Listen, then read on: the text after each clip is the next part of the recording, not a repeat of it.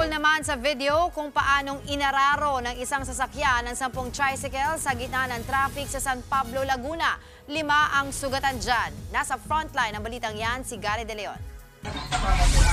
Sa kuha ng CCTV, makikita ang mahabang pila ng mga tricycle habang tumatawid sa intersection sa Barangay Tusi sa San Pablo, Laguna.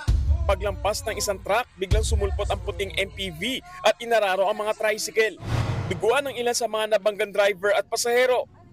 May pinagbabawal ang pagkanan sa kalsadang ito sa Barangay Tusi kapag nakistop na ang mga motorista, pero ang pasaway na MPV biglang kumanan at nasa lubong niya ang mga motorsiklong papatawid naman sa kabilang kalsada. Doon na to umiwas at naganap na nga ang aksidente.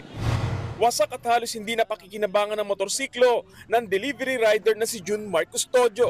Iniinda niya rin ang mga sugat at pananakit ng katawan. Sobrang bilis po kasi ng pangyayari. Kumilapon po ako. Nano na po ako, tumba na po ako. Sobrang sakit din kasi nung nararamdaman ko po yun. 10 tricycle at isang motorsiklo ang nadamay sa disgrasya. 4 na driver ng tricycle at isang pasahero ang dinala sa ospital. Agad naman sumuko ang senior citizen na babaeng driver ng MPV. Nagpaabot na rin siya ng tulong sa pamilya ng mga biktima. Sa investigasyon ng San Pablo Police, baguhan sa automatic na MPV ang driver. Kaya natapakan nito ang silinyador at nagtuloy-tuloy na siyang umabante papunta sa mga tricycle. Sinubukan ng News 5 na kuna ng panig ang driver pero tumanggi siya. Nadaan naman sa areglo ang aksidente. Nagbabalita mula sa frontline, Gary De Leon, News 5. Mga kapatid, Dimples Romana po, kumpletuhin ang inyong umaga ng mga kwentong puno ng inspirasyon.